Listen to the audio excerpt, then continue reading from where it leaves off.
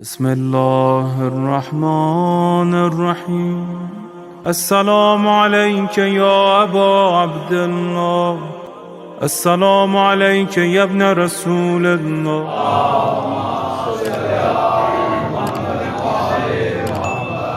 بسم الله الرحمن الرحيم. الحمد لله الذي جعلنا من المتمسكين بولاية أمير المؤمنين. اللهم إياك نعبد وإياك نستعين.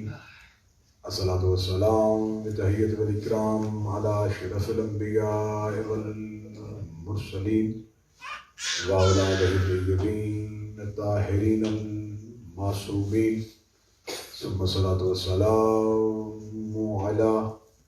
على الصديقة المباركة الرازية المرزية عالمة غير معلمة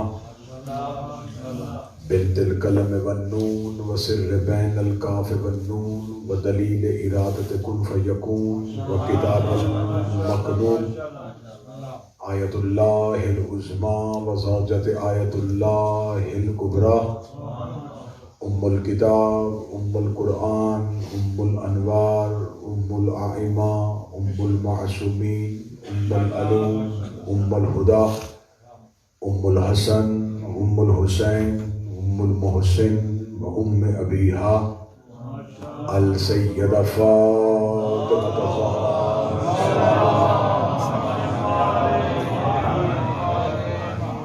ولعن الله تعالى على أعدائهم أجمعين. أما بعد فقد قال حق سبحانه تعالى في كتابه المجيد وفرقانه الحميد. بسم الله الرحمن الرحيم. قل لا أسألكم عليه أجرا إلا المودة في القربى بلند الصلوات.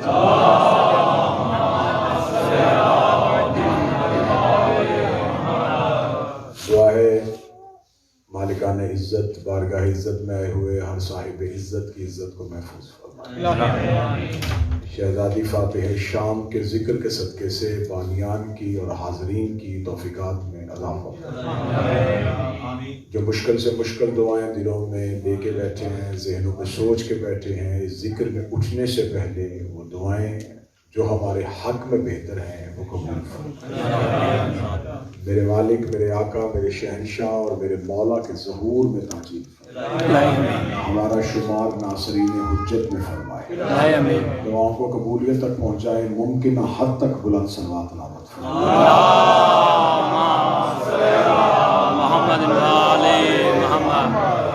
اجازت ہے جی شروع سے. خداوند متعال نے جب انسان کی ہدایت کے سلسلے کو شروع کیا تو خدا نے جو پہلا ہادی زمین پہ اتارا اسے آدم کہتے ہیں.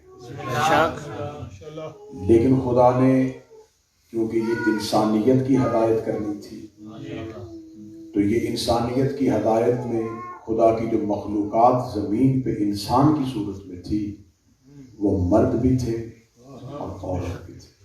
بے شک. تو خدا نے جب آدم کو زمین پہ اتارا تو ساتھ ایک مستور کو بھی اتارا. بے شک. جناب حوا کو جدہ میں اتارا گیا. جدہ عربی زبان میں دادی کو کہتے ہیں. جہاں حوا اتری وہ نام آج بھی حوا کی وجہ سے مشہور ہے. لوگ یہ سمجھتے ہیں اور ہمیشہ اسلام کے خلاف جب بھی گفتگو ہوتی ہے تو کچھ ایسے ایشوز ہیں جس پہ اسلام کے خلاف بات کرنے والوں کو آسانی مل جاتی ہے. دیکھیں جی، اسلام نے عورت کی آزادی کو سلب کیا ہے. اسلام عورت کو چار دیواری میں محدود کر رہا ہے، جبکہ جتنا وقار عورت کو اسلام نے دیا ہے. آپ دنیا کے کسی مذہب کے پاس چلے جائیں، کسی مذہب نے عورت کو اتنا تحفظ نہیں بخشا جتنا تحفظ اسلام نے دیا. حقوق نسواں کی بات ہو تو بات بہت دور تک چلی جائے گی، لیکن جب خدا نے حضرت آدم کو زمین پہ اتارا تو صرف آدم نہیں آئے، آدم کے ساتھ ایک مستور کو بھی اتارا۔ خدا نے فرق نہیں رکھا کہ یہاں مردوں کی عزت بڑھائی جائے اور عورتوں کی عزت کم کی جائے۔ آپ پوری اسلام کی ہسٹری کو اٹھا کے دیکھیں کہ اگر تذکرہ آدم ہوگا بات حوا کی ضرور، اگر آپ بات موسیٰ کی کریں گے ذکر آسیہ کا ضرور کرنا، بات ابراہیم کی کریں گے تذکرہ حاجرہ کا ضرور کرنا، بلکہ اسلام میں تو حج ہے ہی عورت کی سنت پہ۔ بے شک یہ آپ طواف کعبہ کرنے کے لیے جاتے ہیں، جو احباب حج کے لیے جاتے ہیں، جو عمرہ کے لیے جاتے ہیں، وہاں جو سعی کی جاتی ہے صفا اور مروہ کے درمیان دوڑا جاتا ہے۔ علماء کرام سے پوچھ رہے ہیں کہ صفا اور مروہ کے درمیان کیوں دوڑا جاتا ہے؟ وہ کہتے ہیں یہاں پہ ایک نبی کی ماں اور ایک نبی کی بیوی دوڑی تھی، تو میرے مالک دوڑی تو ایک عورت تھی اور تو یہاں مردوں کو دوڑا رہا ہے۔ بے شک حاجرہ دوڑی تھی، لیکن حاجرہ دوڑی تھی اللہ کے عشق میں، حاجرہ دوڑی تھی توحید کے امتحان کے لیے۔ اور خداوند متعال کہتا ہے کہ جو عورتیں قابل عزت ہوں خدا ان کی عزتیں ہمیشہ سلامت رکھتا ہے، خدا ان کا تذکرہ ہمیشہ سلامت رکھتا ہے۔ خدا نے جس عورت نے اسلام میں کردار ادا کیا، توحید کی اشاعت میں کردار ادا کیا، خدا نے ان کا نام بھی زندہ رکھا، اور جس نے نبی سے بے وفائی کی خدا نے انہی کے نام کو بھی زندہ رکھا۔ اگر آپ کہیں کہ خدا صرف عزت والی بیویوں کا تذکرہ کرتا ہے تو خدا قرآن میں کہتا ہے میں تمہیں مثال دیتا ہوں نوح کی بیوی کی، میں تمہیں مثال دیتا ہوں لوط کی بیوی کی، یہ دونوں بھی خائنہ تھی۔ میرے مالک اگر تو نے انہیں خائنہ کہنا ہی تھا تو نام لے کے بتانے کی کیا ضرورت تھی؟ خدا نے کہا میں نوح کی بیوی اور لوط کی بیوی کا قرآن میں تذکرہ کیا ہے، تذکرہ اس لیے کیا ہے کہ کل کو کوئی بندہ یہ نہ کہے باقی عزت والوں کی بات کرے تاکہ جس کا کردار ہے وہ جانے اور اللہ جانے۔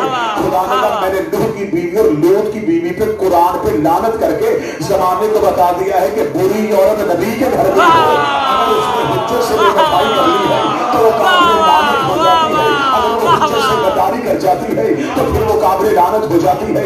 جاؤ قرآن اٹھا کے دیکھو نوح کی بیوی کا قصور کیا تھا، نوح کی بیوی کا جرم کیا تھا، نوح کی بیوی نے کام کیا کیا تھا؟ تو کہتے نوح کی بیوی کا سب سے بڑا قصور یہ تھا، نام اس کا رابعہ تھا، کہ لوگوں کو اکٹھا کرتی تھی اور اکٹھا کر کے ایک ہی جملہ کہتی تھی کہ نبی کا دماغ ٹھیک نہیں ہے، نبی کا دماغ ٹھیک نہیں ہے۔ خدا نے قرآن میں لعنت کر کے بتا دیا ہے جو نبیوں کے دماغ میں شک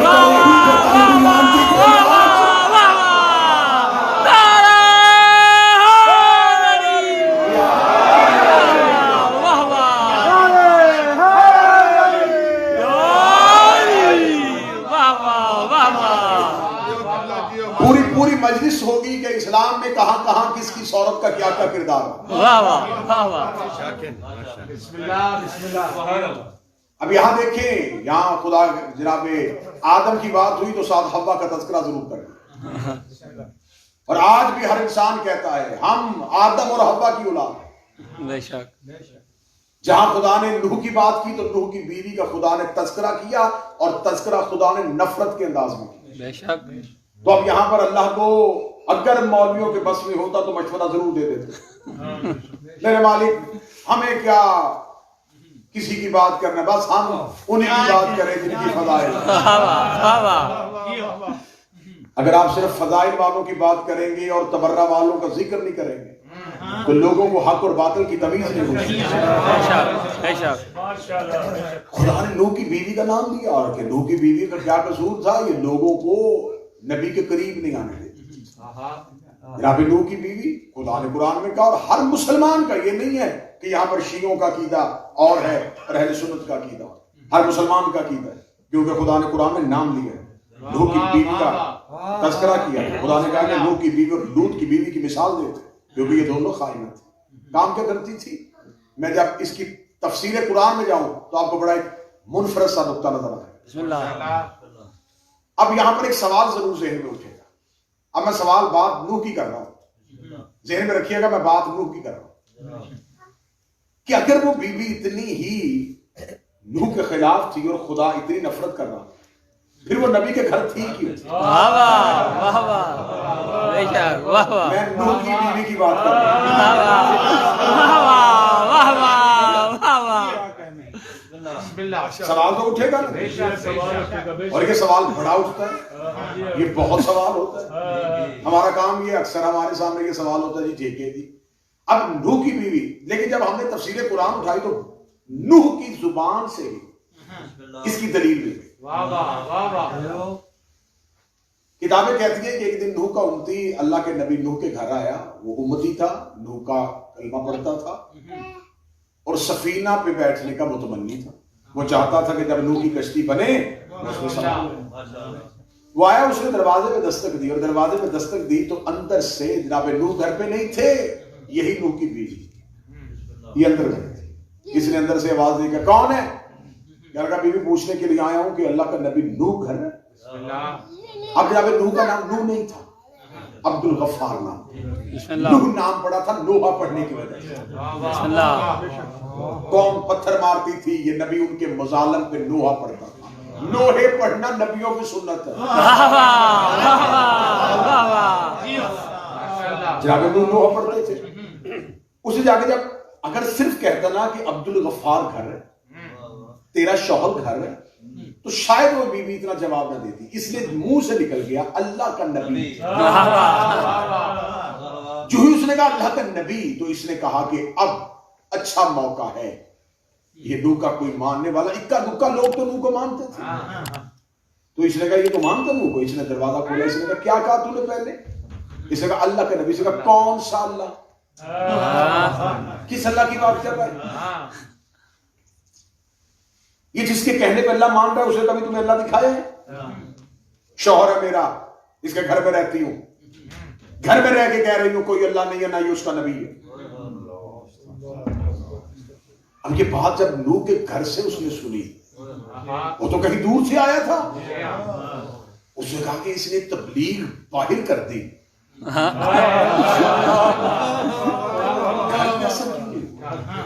میں بہت بڑے اعتراض کا جواب دینے لگا اور بات نوح کی بیوی کی کر رہا ہوں اور بہت بڑے اعتراض کا جواب دوں.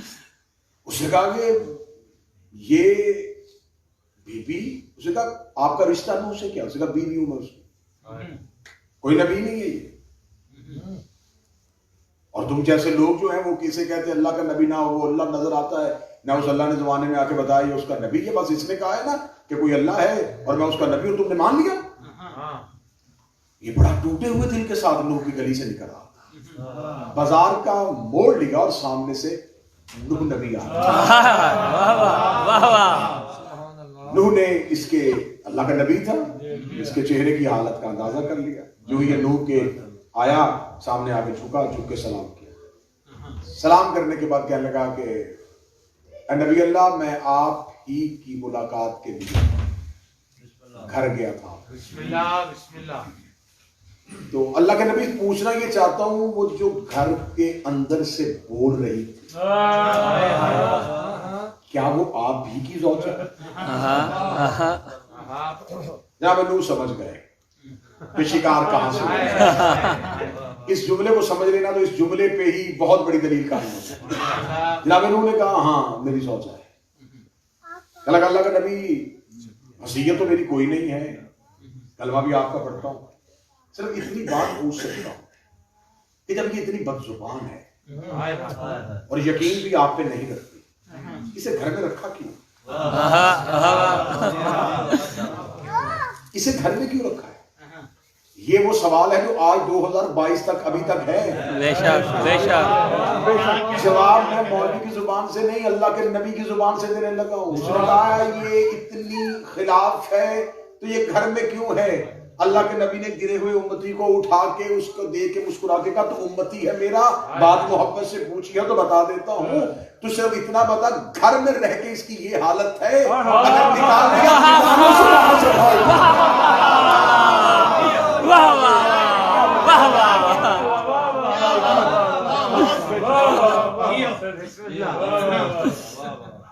اگر اس کو باہر نکال دو تو شر کو پھیلنے سے کون روکے؟ اس کا مطلب ہے جہاں سے زیادہ شرارت کا خطرہ ہوتا ہے اس کو گھر میں رکھیے.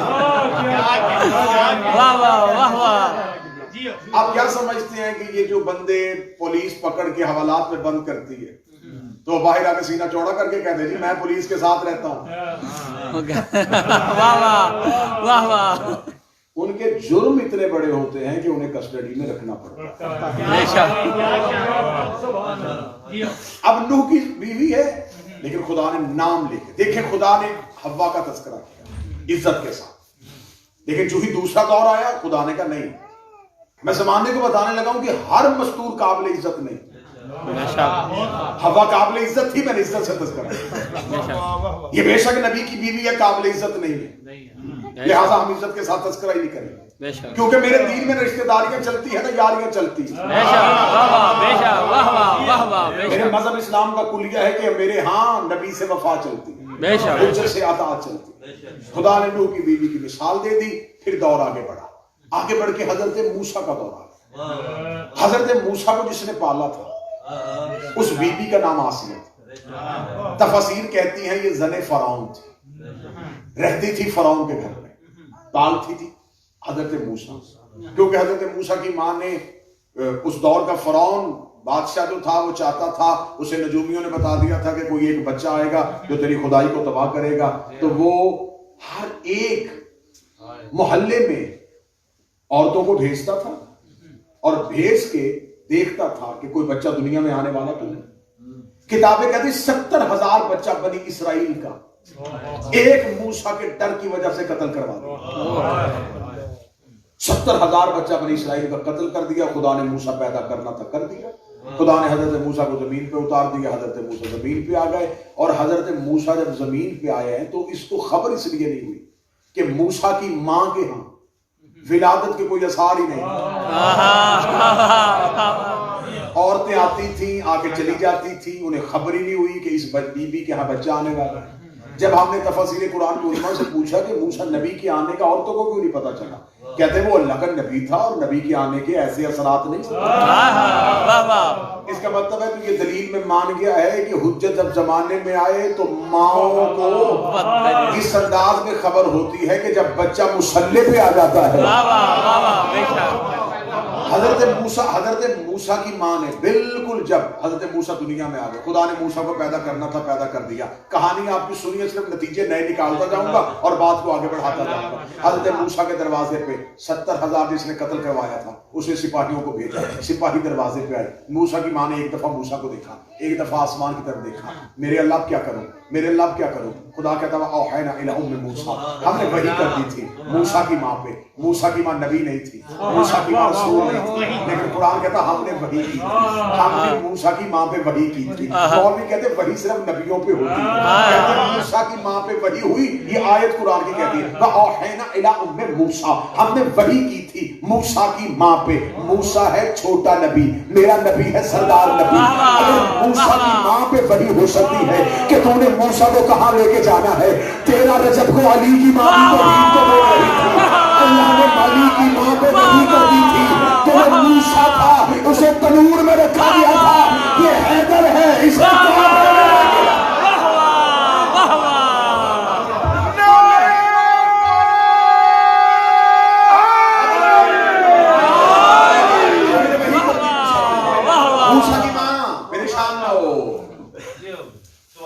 تندور میں رکھ دیں.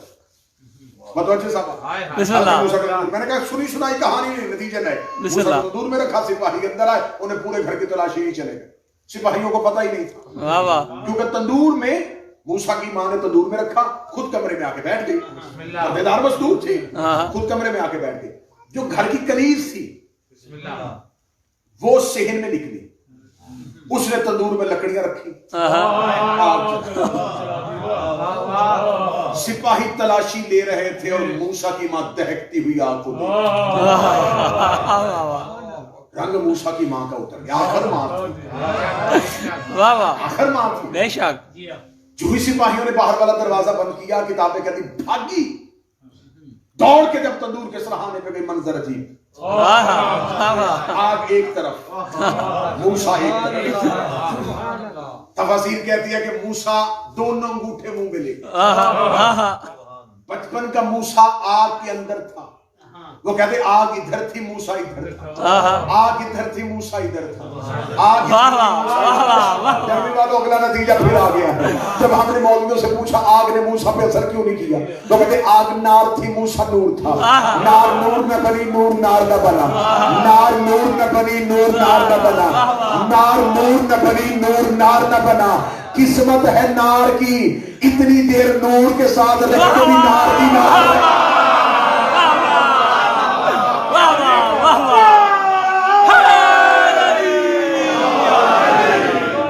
کوئی اثر نہ ہوا، آگ جلا نہ سکی، آگ کا اثر نہ ہوا۔ یہ موسیٰ کون ہے؟ کہتے یہ ہمارے نبی کا نوکر نبی۔ اچھا غلام اور امتی نبی پہ آگ کا اثر نہیں ہوتا اور ہمارے نبی کو بخار ہو گیا۔ اب عزت والی مستورات کا تذکرہ سنتے آئیے۔ موسیٰ کی ماں نے اٹھا کے کہا میرے اللہ کب تک تندوروں میں چھپاؤں گی؟ سپاہیوں کو بھی کوئی خبر نہیں، تھوڑی دیر بعد پھر آ جائے کیا کروں؟ خدا کہتا ہم نے موسیٰ کی ماں سے کہا موسیٰ پریشان ہو، موسیٰ کی ماں پریشان ہو، ایک صندوق لا، اس میں موسیٰ کو رکھ۔ لکڑی کا صندوق لیا، اسے ہی تابوت سکینہ کے نام سے یاد کیا جاتا ہے۔ اس میں حضرت موسیٰ کو رکھا، آواز پروردگار رہی نیل کی لہروں میں بہا دے، دریائے نیل میں بہا دے۔ موسیٰ کی ماں نے دیکھا کہ میرے مالک اگر دریا ہی میں بہانا آواز پروردگار رہی تو قدرت کے منصوبے دیکھ، دشمن اس کا کون ہے؟ میرے اللہ فرعون کب پلے گا بھی فرعون کے گھر، اسے 70,000 قتل کروایا اس کے گھر نہ پالوں، مجھے خدا نہ کہے۔ اسے صندوق میں رکھ کے دریا کی لہروں کے حوالے کر دے۔ موسیٰ کی ماں نے صندوق میں رکھا، صندوق دریا کی لہروں کے حوالے کیا، دریا کی لہروں میں صندوق جا رہا تھا۔ یہاں پہ کتابیں کہتی حضرت موسیٰ کی ایک بہن تھی، نام اس بی بی کا کلثوم تھا، خاہر موسیٰ تھی، موسیٰ کی بہن تھی۔ ماں تو وہی رک گئی، بہن سے رکا نہ گیا، بہن صندوق کے ساتھ ساتھ چلنا شروع ہو گئی۔ ذرا مثال دیکھتے ہیں نا مستورات کی، عزت والی مستورات کون سی ہوتی ہیں؟ ادھر سے صندوق لہروں میں بہ رہا تھا، موسیٰ کی بہن کلثوم بالکل دریا کے کنارے کنارے ساتھ جا رہی تھی۔ یہی دریا فرعون کے محل کی پچھلی جانب سے گزرتا تھا، کیونکہ فرعون کے محل کی پچھلی دیوار کی بنیادیں دریا کے اندر تھی۔ جناب آسیہ اپنے گھر کی چھت پہ کھڑی تھی، چھت پہ کھڑی ہوئی دریا کا معائنہ دیکھ رہی، دریا کے منظر کو دیکھ رہی تھی۔ تفاسیر کہتی ہیں جناب آسیہ کی نظر پڑی، ایک بچی ہے جو دریا کے کنارے سے تیز تیز قدموں سے بھاگتی ہوئی آ رہی ہے۔ بی بی نے پہلے صندوق نہ دیکھا، بی بی نے اس بچی کو دیکھا، یہ بچی دریا کے کنارے کیوں آ رہی ہے؟ اس کا دریا میں کیا ہے؟ یہ کس چیز کو ڈھونڈ رہی ہے؟ اس کی کوئی چیز تو نہیں گم ہو گئی؟ یہ کس چیز کی تلاش میں ہے؟ جو ہی اس کی آنکھوں کو دیکھتے ہوئے بی بی نے ادھر دیکھا جدھر وہ دیکھ رہی تھی، تو دیکھا ایک صندوق ہے جو دریا کی لہروں میں ساتھ ساتھ آ رہا ہے، دریا کی لہروں میں ساتھ ساتھ بہ رہا ہے۔ آخر بی بی نے دیکھا کہ ضرور اس بچی کا اس صندوق کے ساتھ کوئی تعلق ہے، اس لیے یہ صندوق کے ساتھ ساتھ دوڑ رہی ہے۔ بی بی نے اونچائی میں کھڑے ہو کے باہر کھڑے ہوئے غلاموں کو آواز دی، جلدی کرو دریا کے اندر چھلانگ لگاؤ، مجھے وہ صندوق حکم تھا۔ زوجہ فرعون تھی، انہوں نے جلدی سے دریا میں چھلانگ لگا دی، تیرتے ہوئے گئے۔ کلثوم بی بی وہیں پہ کھڑی ہو گئی۔ اس نے کہا جن کا ڈر تھا وہی صندوق کے قریب جا رہے ہیں، جن کا خوف تھا وہی صندوق کے قریب جا رہے ہیں۔ یہ تیرتے ہوئے صندوق کے قریب گئے، انہوں نے صندوق کو باہر نکالا، ادھر سے جناب آسیہ چھت پہ آ گئے، انہوں نے نیچے لے کے آؤ، نیچے لے کے آئے۔ بی بی وہیں پہ رک گئی اور ایک درخت کے سہارے چھپ کے وہ منظر دیکھ رہی تھی۔ بی بی آسیہ نے کہا اس صندوق کو کھولو۔ تفاسیر کہتے ہیں صندوق کو کھولا گیا، بی بی نے چھت سے چاند کو شرماتے ہوئے نقش نین دیکھے، اللہ کا رسول نہیں دیکھا۔ خدا کہتا میں نے اسی لمحے آسیہ کے دل میں موسیٰ کی محبت پیدا کر دی، میں نے فوراً آسیہ کے دل میں موسیٰ کی محبت پیدا کر دی۔ آسیہ تیز قدموں سے سیڑھیاں اتری، سامنے فرعون بیٹھا تھا۔ فرعون دیکھ رہا آسیہ کہاں جا رہی ہے؟ کہا تو جانے تیری خدائی جانے، یہ بچہ میرے گھر میں پلے گا، یہ بچہ میرے گھر میں رہے گا۔ یہی نرمی والوں خدا نے قرآن میں آسیہ کو مومنہ کہہ کے سلام کیا ہے۔ قیامت تک جو بھی قاری قرآن پڑھے گا آسیہ کو مومنہ کہے گا، جو بھی حافظ قرآن پڑھے گا آسیہ کو مومنہ کہے گا۔ میرے مالک تو نے آسیہ کو مومنہ کیسے کہہ دیا؟ آسیہ تو بھی مسلمان کیسے ہو گئی؟ ابھی تو موسیٰ 3 دن کا ہے، موسیٰ بڑا ہوگا، اعلان نبوت کرے گا، پھر آسیہ کلمہ پڑھے گی، پھر آسیہ ایمان لائے گی، پھر تو آسیہ کو مومنہ کہے۔ ابھی موسیٰ موسیٰ نے اعلان نبوت کیا نہیں، آسیہ نے کلمہ پڑھا نہیں، تمہیں قرآن میں مومنہ کہہ کے سلام کیوں کر دیا؟ فرمایا بے شک کلمہ نہیں پڑھا، میرے نبی کو پال تو رہی ہے، میرے نبی کو بچا تو رہی ہے، اور جو میرے نبیوں کو پالے انہیں کلمے پڑھنے کی ضرورت ہے۔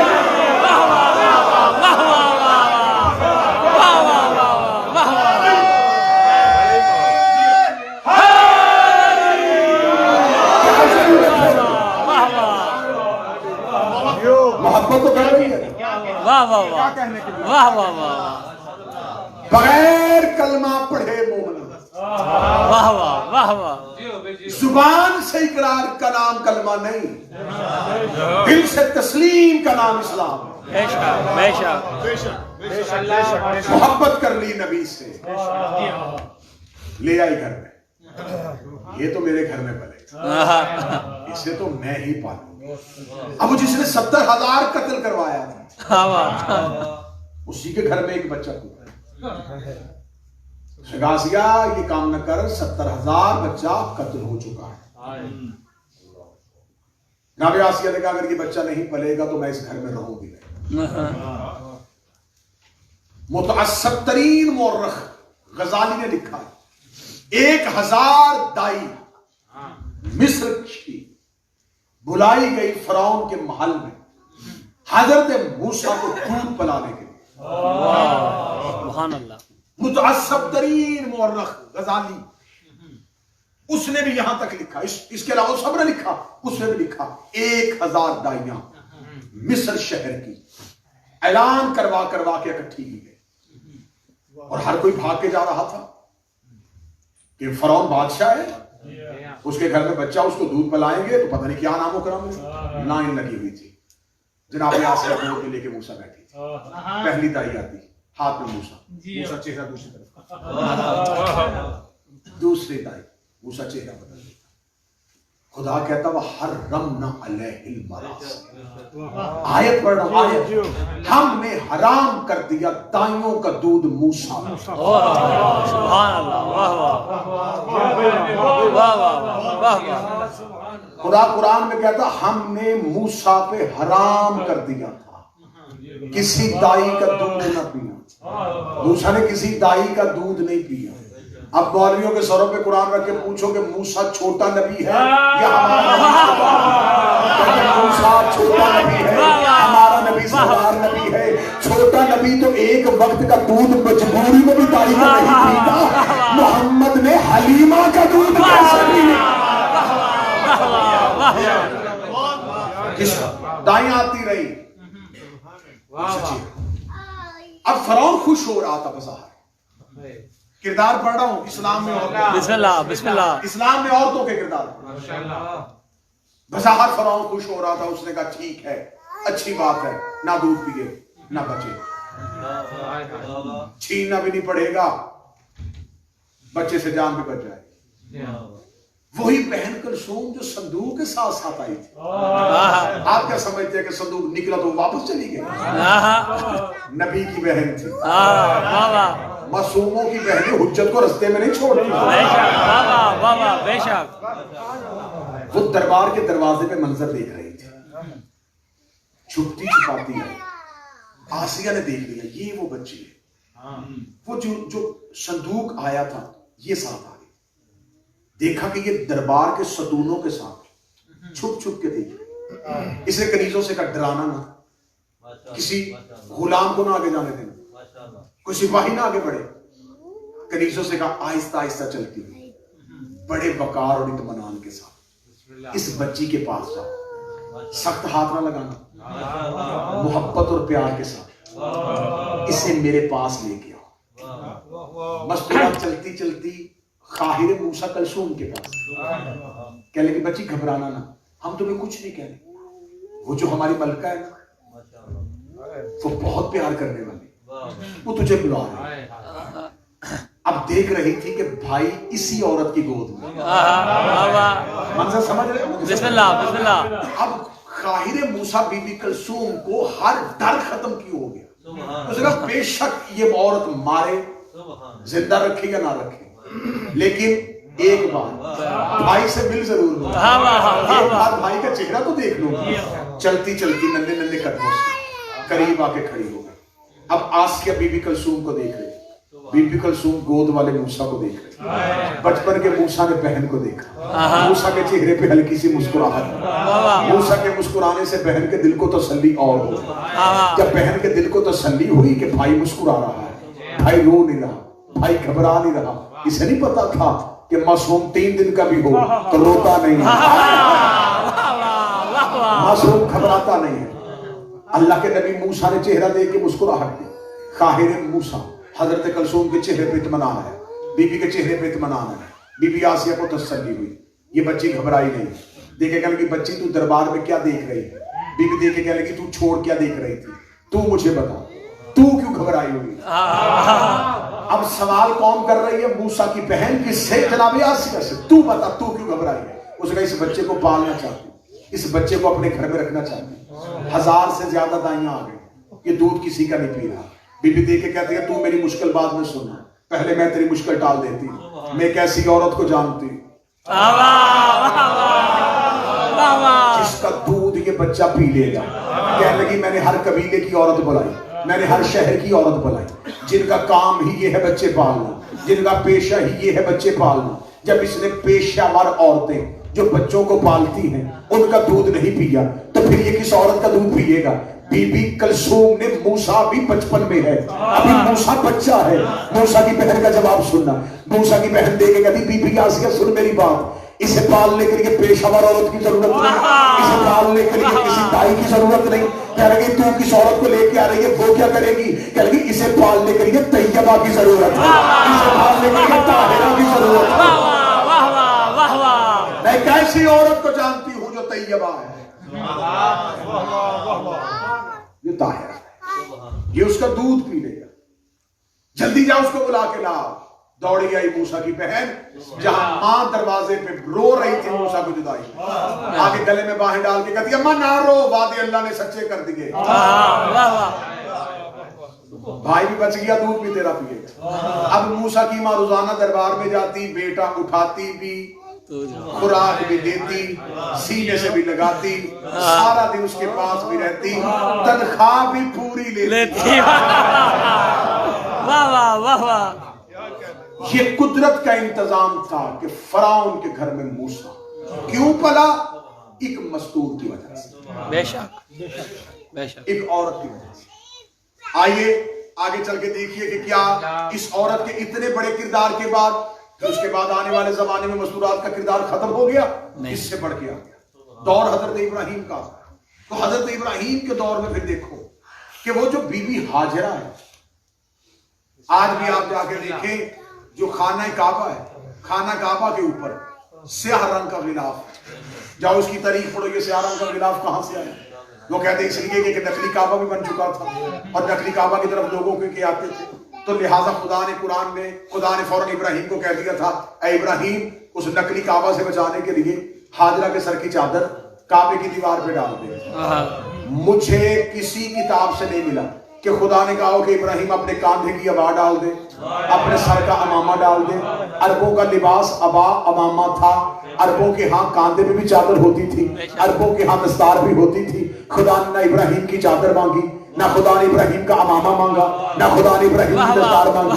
میرے مالک کا ابراہیم کے پاس عبا نہیں تھی, کہ ابراہیم کے پاس امامے والی چادر نہیں تھی, کہ ابراہیم کے پاس دستار نہیں تھی, تو دستار نبی کی لیتا کعبے کی دیوار پہ رکھتا, تو چادر نبی کی لیتا کعبے کی دیوار پہ رکھتا. فرمایا اس لیے آج بیت کا تعارف کروانا ہے, اور بیت کے تعارف کے لیے کسی عزت والی عورت کی چادر ضروری ہوتی ہے, کسی عزت والی عورت کی چادر کا سہارا لینا چاہیے. بی بی ہاجرہ کے سر کی چادر حضرت ابراہیم نے دیوار کعبہ پہ ڈال دی. آج بھی کعبے کا غلاف کوئی بدل نہیں سکا, آج بھی کالے رنگ پہ فتوے دینے والوں نے کعبے کے غلاف کو سبز نہیں کیا, کعبے کے غلاف کو سبز نہیں کیا. آج بھی کسی مفتی میں ضرورت نہیں ہوئی, آج بھی کسی مولوی پہ ضرورت نہیں ہوئی کہ وہ کعبے کے غلاف کا رنگ بدل لے. کہتے ہیں اس لیے کہ ہاجرہ کی چادر کالی تھی, آج بھی کعبے کا غلاف کالا ہے. آج جو بھی کعبے کے غلاف کو چومتا ہے فوراً شہر میں خیال آتا ہے یہ ہاجرہ کی چادر کی سنت ہے, یہ ہاجرہ کی چادر کی سنت ہے. خدا نے جب بیت کا تعارف کروایا پھر ہاجرہ کی چادر کر لی تاکہ اسلام میں عورت کا کردار نمایاں رہے. ابراہیم کے ساتھ ہاجرہ کی کہانی بھی رہے. یہ تھا بیت, اس کے لیے ہاجرہ کی چادر دی.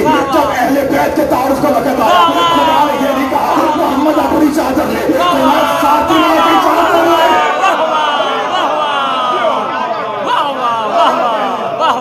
یہ نہیں کہا کہ مصطفیٰ اپنی کملی کے نیچے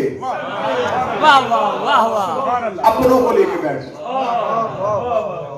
ابراہیم کے دور میں چادر کی ضرورت کیوں پڑی تھی؟ جملہ سننا. ابراہیم کے دور میں چادر کی ضرورت کیوں پڑی؟ اس لیے کہ لوگوں نے جھوٹا کعبہ بنا لیا. چادر نے جھوٹے اور سچے کا فرق بتا دیا. چار چھ لوگ میرے ساتھ رہے. چادر نے بتا دیا جو چادر کے نیچے ہے یہ سچا کعبہ ہے, جو باہر ہے یہ جھوٹا کعبہ ہے. نبی کے دور میں لوگوں نے کعبہ جھوٹا نہیں بنایا تھا, اہل بیت جھوٹے بنا تھے. خدا نے چادر کے نیچے اہل بیت کو اکٹھا کر تاکہ دنیا کو بتاؤ یہ سچے ہیں وہ جھوٹے ہیں. کیا کہنے کی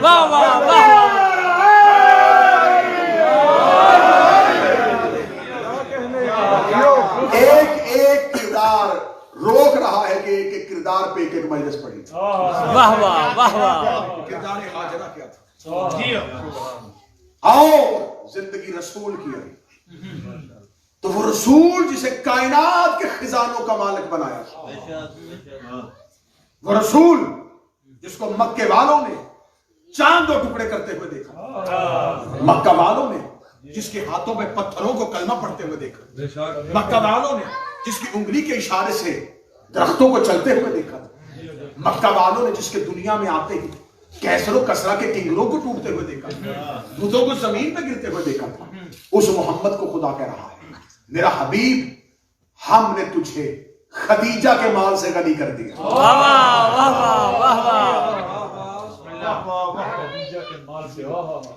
میرے مالک تجھے اگر مال ہی اسلام کو دینا تھا تو نبی ہی کو مالدار کر. نبی کو مالدار کر دے. ہم اگر نبی کو مالدار کر دیتا تو پھر اسلام میں عورت کا کردار کہاں لے گا؟ اسلام میں کسی بھی نبی کے دور میں میں نے عورت کے کردار اور عورت کی اہمیت کو کم نہیں ہونے دیا.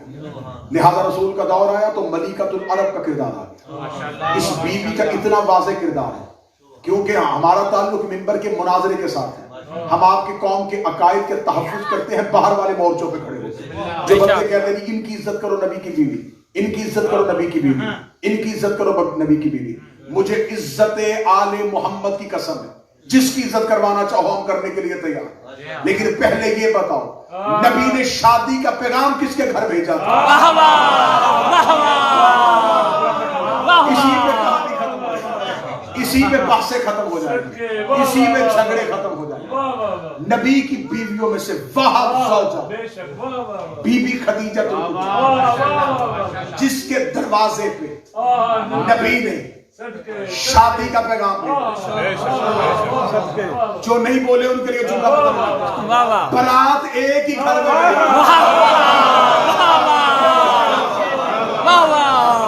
زندگی دلہا ایک ہی موقع پہ.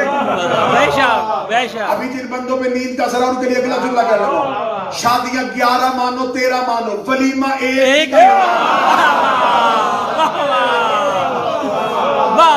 کتنے دن میرے نبی کا ولیمہ ہوا؟ 3 دن تک. بے شک. جاؤ تاریخ طبری اٹھا کے دیکھو, بی بی خدیجہ نے اس دن کہا تھا آج جو بھی کھانا کھانے کے لیے عرب کے لوگ آئے انہیں سونے کے برتنوں میں کھانا دینا, چاندی کے برتنوں میں کھانا دینا. سونے اور چاندی کے برتنوں میں کھانا دیا جا رہا تھا. عرب کے وہ لوگ جن کو پیٹ بھر کے کبھی کھانا نصیب نہیں ہوا, جو تالاب سے پانی پیتے تھے, جو جوہر سے پانی پیتے تھے, جو گندگیوں پہ گزارا کرتے تھے, جو جڑی بوٹیاں کھایا کرتے تھے, جس کے گھر میں کھجوریں ہوتی اسے امیر سمجھا جاتا تھا. عرب کے اس معاشرے میں دسترخوان بچھا ہوا, سونے کے برتن لگے ہوئے تھے, چاندی کے برتن لگے ہوئے تھے. غلام کہتے جی بھر کے کھاؤ, مطمئن ہو کے کھاؤ. اور اطمینان سے کھاؤ. گھر لے کے جانا چاہو پھر بھی لنگر بڑا وسیع ہے, پھر بھی کھانا بڑا وسیع ہے.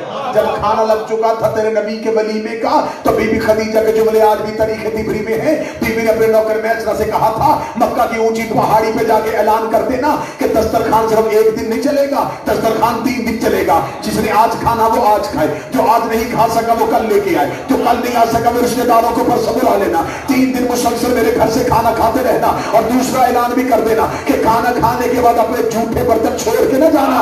لے جاؤ میرے محمد کا صدقہ.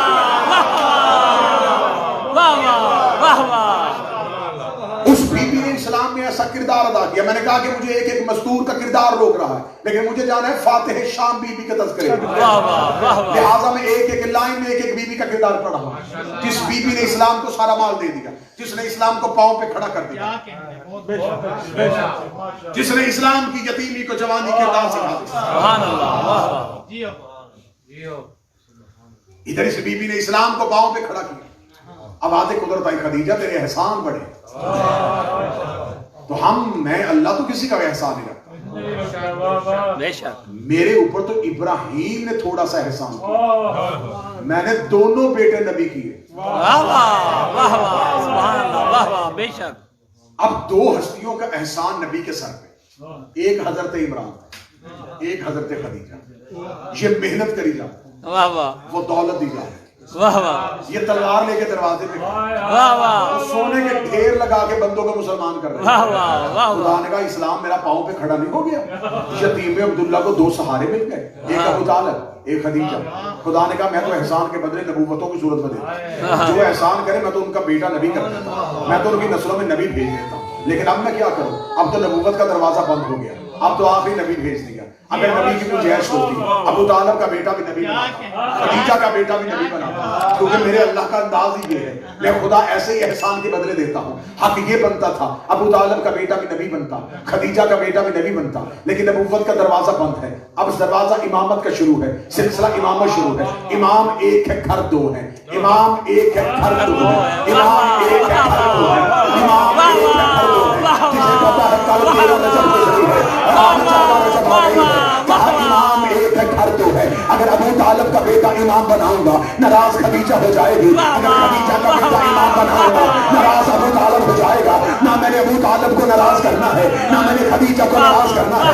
میرا محمد آسمان سے سواری میں بھیجتا ہوں, تھوڑی دیر کے لیے عرش میں دعا, دونوں مل کے مشورہ کر لیتے ہیں, یہ ایسے کر لیتے ہیں, ایک گھر سے بیٹا لے لیتے ہیں, ایک گھر سے بیٹی لے لیتے ہیں, ایک گھر کا بیٹا ہو جائے گا, ایک گھر کی بیٹی ہو جائے گی. بیٹا ابو طالب کا لے لیتے ہیں, بیٹی خدیجہ کی لے لیتے ہیں, لیکن محمد احسان کا بدلہ دینا پڑے گا, کیونکہ تجھے بھیجا تھا ابو طالب کے گھر میں, علی کو بھیجوں گا.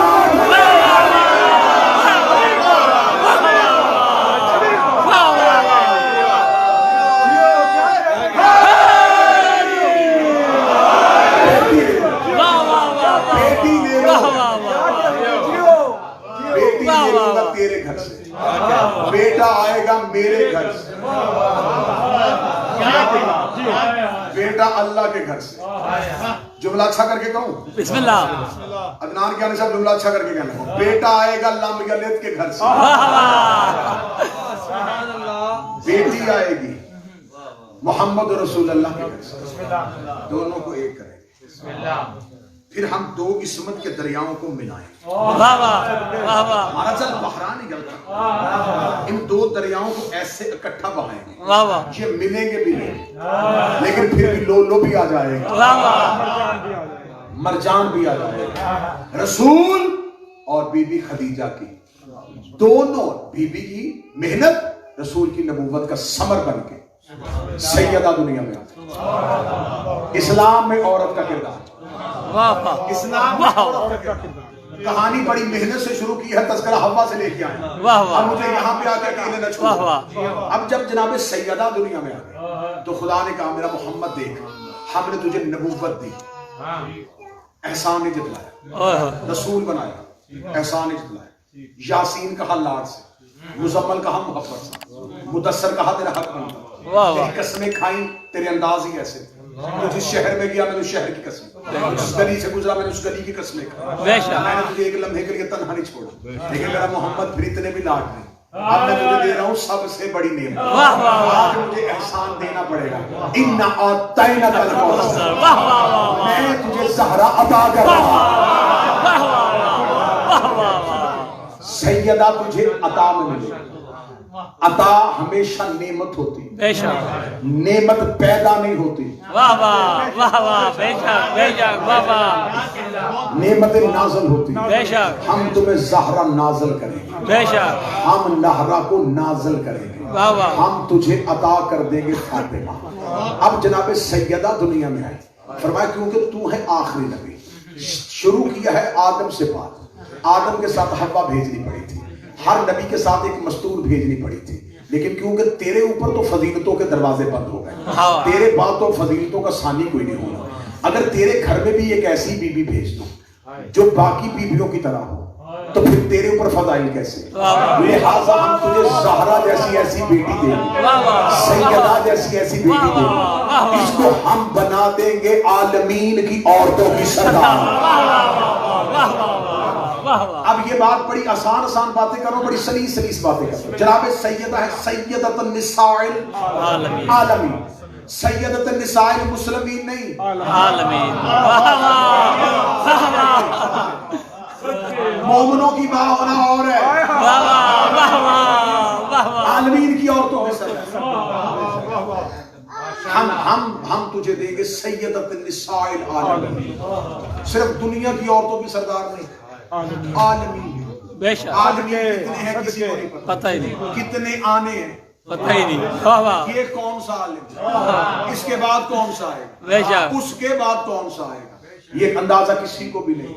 جتنے بھی عالم آ چکے, جتنے بھی عالم اس وقت ہیں, جو آئیں گے, تمام کی سردار بے شک. جناب فاطمہ. بے شک. اس کا مطلب اگر حوا عالمین میں سے, سردار فاطمہ. واہ واہ واہ واہ. حاجرہ عالمین میں سے, واہ واہ. مریم عالمین میں سے, واہ واہ. سردار فاطمہ. ہم نے تمام مستورات کے جتنے بھی اسوے ادھورے تھے ہم نے فاطمہ پہ مکمل کیا. کیسے؟ میں فاتح شام پہ آ گیا, بالکل قریب پہنچ گیا موضوع. جناب حوا عزت دار پہلی اسلام کی مستور, بے شک. اسوا نہیں چل سکتا. سیرت آج کی عورتوں کو نہیں دے سکتی, بے شک. ادھوری سیرت, بے شک. کیونکہ حوا نہیں بتا سکتی کہ ماں کی عزت کیسے کرنا. واہ واہ واہ واہ واہ واہ. حوا نہیں بتا سکتی باپ کا احترام کیسے. بے شک. واہ واہ. آؤ دوسری عزت والی مستور جناب آسیہ. ایک ایک بیوی کی کہانی سنا, بہت عزت والی, مومنہ کہہ کے سلام کرو, عزت کے ساتھ نام سلام کیا کرو. سیرت پھر ادھوری, نہیں بتا سکتی کہ شوہر کا احترام کیا. واہ واہ واہ واہ واہ. عزتوں میں بہت اوپر چلی گئی عیسیٰ کی ماں, بطول کہہ کے بلا دی, پوری سورت شام میں بھیج, بار بار قرآن میں مریم کا تذکرہ کر دی. سیرت پھر ادھوری, نہیں بتا سکتی مریم کے شوہر کا احترام کیا. بے شک. ہر عورت کے پاس ادھوری سیرت تھی. خدا نے کہا میں فاطمہ مکمل کر کے بھیجوں, کتنی مکمل کروں گا کہ باپ ہے نبیوں کا سردار, شوہر ہے ولیوں کا سردار, بیٹے ہیں جنت کے سردار. اگر کوئی اچھی ماں بننا چاہے تو فاطمہ کو دیکھے, اگر کوئی اچھی بیوی بننا چاہے تو فاطمہ کو دیکھے, اگر کوئی اچھی ماں بننا چاہے تو فاطمہ کو دیکھے. اس کا سسر ہے ابو طالب جیسا, اس کے پاس ماں ہے فاطمہ بنت اسد جیسی. اتنے رشتوں میں گھری ہوئی مکمل ترین عورت کا نام فاطمہ ہے. میرے مالک بند ہو گئے دروازے, اب اس سے بڑھ کے کوئی مستور نہیں آنی. اب اس سے آگے کون کہانی کہاں جائے گی. عالمین کی سردار بھی بن گئی, ہر ایک سیرت بھی مکمل ہو گئی. خدا کا تھوڑی دیر کے لیے رک جا, ہم نے محمد پہ نعمت کی ہے, ہم نے محمد پہ عطا کی ہے, لیکن اب زہرا تو بنی ہے. اب ایک ثانیہ زہرا بھی بنانی پڑے گی, ایک ثانیہ زہرا بھی بنانی پڑے گی. میرے مالک فضیلتیں پوری ہو گئی ہے, میرے مالک سیرتیں پوری ہو گئی ہے, میرے مالک حسن پورے ہو گئے ہیں. اب ثانیہ زہرا کی ضرورت کیا ہے؟ فرمایا فاطمہ بڑی مکمل ہے, لیکن فاطمہ نہیں بتا سکتی کہ بھائی کے ساتھ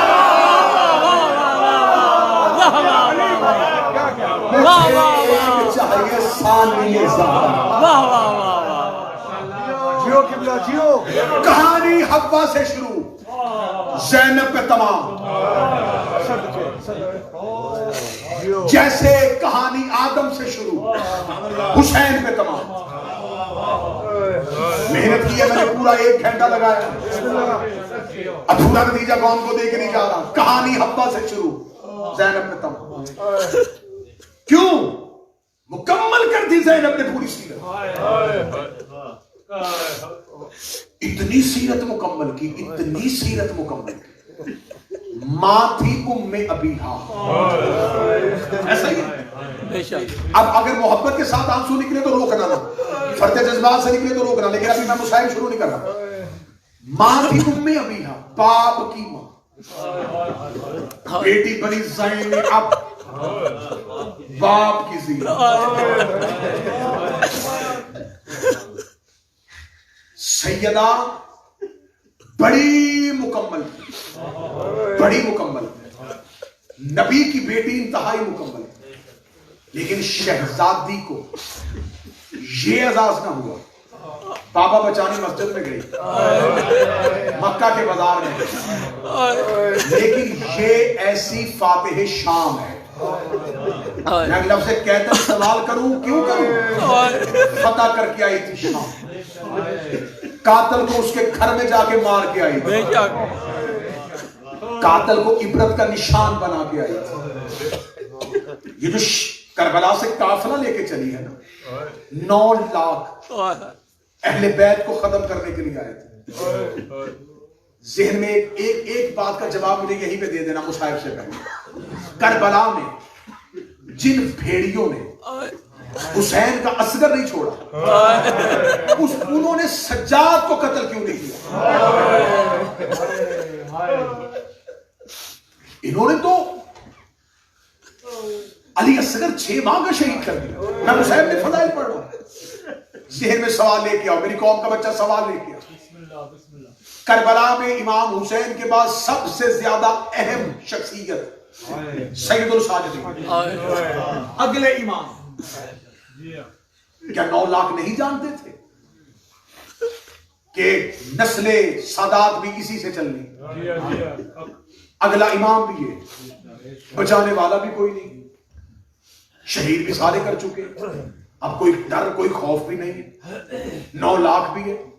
جہاں حسین قتل کر دیے, سجاد کو قتل کیوں نہ کیا؟ یہ سوال تاریخ کا ادھورا ہے, جواب ممبر سے لے کے جاؤ. سجاد کو قتل کیوں نہ کیا؟ کیونکہ جب تک حسین تھے, حسین نمائندہ الہیہ کی صورت میں خود میدان میں موجود رہے. حسین آئے ہی قربانی دینے کے لیے. جاتے ہوئے حسین نے شب عاشور سجاد کا ہاتھ پکڑا, زینب کے ہاتھ میں دے کے. زینب بھتیجا نہیں دے رہا, امامت تیرے سپرد کر رہا. بی بی کی اگر زیارت آج کی رات پڑھ سکو یا کل کا دن پڑھ سکو, بی بی کی زیارت میں جملہ پڑھا جاتا ہے, السلام علیکم یا امینت الامامہ, اے امامت کی امینہ, تجھ پہ میرا سلام. یہ کون سی امانت تھی جس سے کافر اپنی امانت دے؟ اسے محمد کہتے ہیں. حسین امامت والی امانت. یوں شہزادی کا ہاتھ سجاد کی کلائی پہ آیا. مولا سجاد نے کہا زینب بھائی بھتیجا حوالے نہیں کرنا, ایک حجت اگلی حجت تیرے حوالے کرنا. زینب تیری ذمہ داری ہے امامت کا تحفظ کرنا. اس جملے پہ میں زندگی بھی واروں تو میں کہوں گا قیمت تھوڑی ہے. جو ہی حسین نے کہا سجاد تیرے حوالے, بی بی زینب کے اگلے جملے پہ کائنات واروں گا. بی بی زینب دیکھ کر حسین مطمئن ہو, میں ابو طالب کی بیٹی ہوں. جیسے ابو طالب نے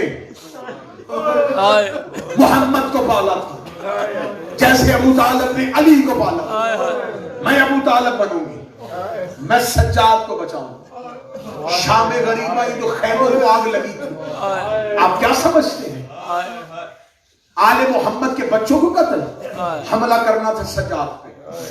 ایک لشکر آیا تھا پورے کا پورا جو خیام حسین میں پہنچ گیا تھا, جو بستر سجاد تک پہنچنا چاہتا کہ ہم سجاد کو قتل کریں. جو ہی یہ حسین کے خیمے میں پہنچ گئے، سجاد کے بستر کے قریب گئے، یا اچانک ان کے کانوں میں علی کی آواز آئی، ان کے کان میں ایک علی والے لہجہ آیا، جو ہی علی والی آواز آئی انہوں نے اپنے گھوڑوں کو وہیں پہ روک لیا، انہوں نے اکبر مار دیا، عباس مار دیا، حسین تھوڑی دیر پہلے گھوڑے کی زین سے گر گئے، ان کا کون سا مرد بچا ہے جس کی زبان میں علی والی وجاہت ہے؟ اتنا دیکھنا تھا، یہ چلتے ہوئے خیمے میں علی کی بیٹی داخل ہوئی، علی کی بیٹی نے داخل ہوئے، خبردار مجھے دستور نہ سمجھنا، خبردار مجھے ایک عورت نہ سمجھنا، میں علی کی بیٹی ہوں، اگر ایک قدم بھی سجاد کی طرف بڑھایا میں آسمان کو زمین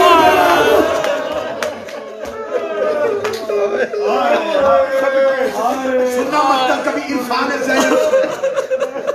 انشاءاللہ کل نارتھ ہیمپٹن میں جو اس کے بعد آدمیوں کی ہاں مجلس ہے، عرفان فاتح شام میں مجلس سے پڑھیں گے کہ سیدہ کا عرفان کیا، صرف رونے کے لیے زینب نے عرفان دیکھنا، قاتلوں نے دیکھا جب پیچھے مڑ کے ایک ایسی مستور جس کا چہرہ نظر نہیں آ رہا، صرف کانوں میں آواز آ رہی ہے، آواز علی والی ہے، قاتل کہتے ہیں، ہمیں ایسے لگ رہا جیسے اس نے ہتھیلی پہ آسمان اٹھایا ہوا،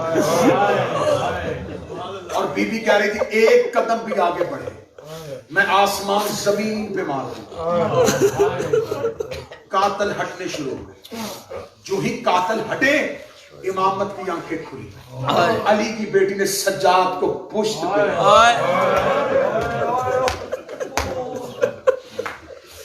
کل والی مجلسوں میں بتاؤں گا کہ حجت کو اٹھانے کے لیے حجت کا ہونا ضروری ہے، امامت کا بوجھ اٹھانے کے لیے امام ہونا ضروری ہے۔ علی کی بیٹی مولا سجاد کو، یہ عرفان ہے، شانوں پہ لے کے کیوں؟ اگلی صدر جتنے میرے بھائی جن کا ادب کے ساتھ منقبت خان شاعر مجھے چہرے نظر آ رہے ہیں، جملہ سننا، علی کی بیٹی نے سجاد کو یوں پشت پہ رکھ کے کربلا کو غدیر بنایا، سجاد کی امامت کا چلتے ہوئے خیموں میں اعلان، رسول نے 1.25 لاکھ میں علی کا ہاتھ بلند کر کے کہا تھا ہاذا علی مولا، زینب نے چلے ہوئے خیموں میں اپنے ہاتھوں میں سجاد کے ہاتھ میں کربلا کے ریگستان میں بکھری ہوئی لاشوں کے درمیان کھڑی ہو، بیوی نے کہا تم کیا سمجھتے تھے، تم نے امام قتل کر دیا، یہ ہے امام، آؤ اگر کوئی سجاد کی طرف بڑھنا چاہے، بس 10 محرم کی شام تک لشکر چل رہا تھا، جو ہی علی کی بیٹی چلے خیمے سے اب لشکر ہٹ رہا تھا، اس انداز میں زینب سننا، قید ہو کے شام نہیں جا رہے، لشکر کو پچھلے قدموں میں شام لے کے جا رہے، یہ جہاں سے لشکر لے کے نکلے زینب نے پچھلے قدموں پہ چلانا شروع کیا، چلو پیچھے جاؤ اس شہر میں جہاں سے آئے، اعلان کرواؤ کہ علی کی بیٹی آ رہی ہے، پھر جہاں جہاں سے گزرتی گئی ایسے رخ بدلے، ایسے رخ بدلے جس کے خطبے کا اثر آج تک شدیدیت سہمی ہوئی ہے، مجھے بول کے بتاؤ جس کے خطبے کا یہ اثر ہے، اس سے امت قرآن کی تفسیر لیتی تو کیا حالت ہوتی، جس کے خطبے نے اسلام کو زندہ کیا۔ 2 طرح کی روایات ہیں، لیکن کتابوں میں آج کی شب کو بھی احتمال کے ساتھ شہادت کے طور پہ لکھا جاتا ہے۔ سادات و غیر سادات، 1 شعبان علی کے گھر میں یہ بیٹی آئی تھی، جب شہزادی دنیا میں آئی کتابیں کہتی جیسے علی نے آنکھیں نہیں کھولی تھی، اس بیٹی نے دنیا میں آنکھیں نہیں کھولی۔ میں پوری ذمہ داری کے ساتھ پڑھنے لگا، پوری ذمہ داری کے ساتھ، کوئی ذاکری نہیں، مضبوط ترین حوالوں کے ساتھ روایت پڑھنے لگا۔ بی بی نے آنکھیں نہ کھولی، علی نے آنکھیں نہیں کھولی تھی، رسول کے انتظار، شہزادی نے آنکھیں نہیں کھولی، مولا امیر المومنین گھر میں آئے، فاطمہ مبارک کو اللہ نے حسین کو بہن عطا کی. بی بی دیکھ کے کہتی ہے یا علی جب سے آئی بار بار بلا رہی ہوں آنکھیں نہیں کھول رہی. اپنے مومنین نے اپنے ہاتھوں کو بڑھایا, پہلی بار بیٹی باپ کے ہاتھ میں آئی. اگلی صدر میں تو بے ساختہ ہائے کہہ دو تو میں صرف اشارہ کروں. چادر میں ماں نے لپیٹی ہوئی تھی, علی نے بیٹی کی کلائیاں چوم لی. میں نے پہلے کہا تھا تو میں اشارہ کروں گا. مولا علی نے بیٹی کی کلائیاں چوم لی. کلائیاں چومنے کے بعد مولا نے فرمایا یا زینب ہو زینب آنکھیں کھول, میں تیرا بابا علی ہوں. بی بی نے آنکھیں نہ کھولی. جب دیکھا نا بی بی آنکھیں نہیں کھول رہی, زہرا کہہ رہی ہے میں بلاتی رہی آنکھیں نہیں کھولی. علی نے کہا بابا بلا رہا ہے, بی بی نے آنکھیں نہ کھولی. یہ تھوڑی دیر بعد حسن جیسا امیر آ گیا. بابا کیا ہوا ہے؟ فرمایا تیری بہن آنکھیں نہیں کھول رہی. حسن نے بہن کو ہاتھوں پہ لیا. کتابیں کہتی ہیں حسن نے بہن کا سر چوما. سر چومنے کے بعد کہا زینب آنکھیں کھول میں تیرا بھائی حسن ہوں. علی کی بیٹی نے آنکھیں نہ کھولی. زہرا مصلی پہ رو رہی تھی, علی کمرے میں رو رہے تھے, حسن دروازے پہ رو رہے تھے. یہ تھوڑی دیر بعد باہر والی حویلی کا دروازہ کھلا. کربلا کا غریب چھوٹے چھوٹے قدموں سے چلتا ہوا اندر آیا. اس نے مصلی پہ روتی ماں دیکھی, حجرے میں روتا بابا دیکھا, دروازے پہ روتا حسن دیکھا. دیکھ کے لگا آج تو ہمارے گھر میں بہن آئی ہے, آج میرے گھر میں یہ رونے کی آوازیں کیوں ہیں؟ بی بی زہرا کی آواز ہے حسین بہن دنیا میں آئی. میں نے بلایا آنکھیں نہیں کھولی, بابے نے بلایا آنکھیں نہیں کھولی, بھائی نے بلایا آنکھیں نہیں کھولی. زینب کسی کے کہنے پہ آنکھیں نہیں کھول رہی. اب جس بندے نے گھر کے بستر تک ماتم کرنا ہے, حسین نے حسن کے ہاتھوں سے زینب کو لیا. زینب کو لے کے سینے سے لگا کے کہتا ہے امیروں کو کیا پتا غریبوں سے بات کیسے ہے, سرداروں کو کیا پتا کہ گھر کیسے بات کرتے ہیں. ایک گھر کے کونے میں بہن کو لے گیا, بہن کو لے جا کے حسین نے بہن کی ہتھیلیاں چومی. ہتھیلیاں چوم کے کہا ماں بلاتی رہی تو چپ رہی, بابا بلاتا رہا تو چپ رہی, حسن بلاتا رہا چپ رہی. زینب مجھے حسین کہتے ہیں, حسین کا نام آنا تھا. زینب نے کنجاتوں کو کھولنا شروع کیا. ادھر زینب کی آنکھیں کھلی, زہرا کے چہرے پہ مسکراہٹ آئی, علی کے چہرے پہ مسکراہٹ آئی. حسین نے ماتھا چوم کے کہا تیرا شکریہ, تو نے حسین کا مان رکھا ہے. زینب کی آواز آئی حسین قرضہ دے رہی ہو, میں واپس مانگوں مجھے واپس کر دینا. ساری زندگی حسین قرضہ اٹھا کے پھرتا رہا. زینب کا قرضہ واپس مانگے گی. علی دنیا سے چلے گئے, زینب نے قرضہ نہ مانگا. حسن دنیا سے چلا گیا, زینب نے قرضہ نہ مانگا. 28 رجب آ گئی, زینب نے قرضہ نہ مانگا. اونٹوں میں سامان آ گیا, زینب نے قرضہ نہ مانگا. مکے میں احرام ٹوٹ گئے, زینب نے قرضہ نہ مانگا. کربلا میں خیمے لگ گئے, زینب نے قرضہ نہ مانگا. اکبر کی لاش خیمے آ گئی, زینب نے قرضہ نہ مانگا. قاسم کی لاش ٹکڑوں میں بچ گئی, زینب نے قرضہ نہ مانگا. اصغر کی گردن پہ تیر لگ گیا, زینب نے قرضہ نہ مانگا. حسین گھوڑے سے گر گیا, زینب نے قرضہ نہ مانگا. ادھر شام کا بازار آیا, ادھر لاکھوں نے ناچنا شروع کیا. زینب روم سے گری, حسین نے نیزے کی آنکھیں بند کی, روزے کی آنکھیں کھولی.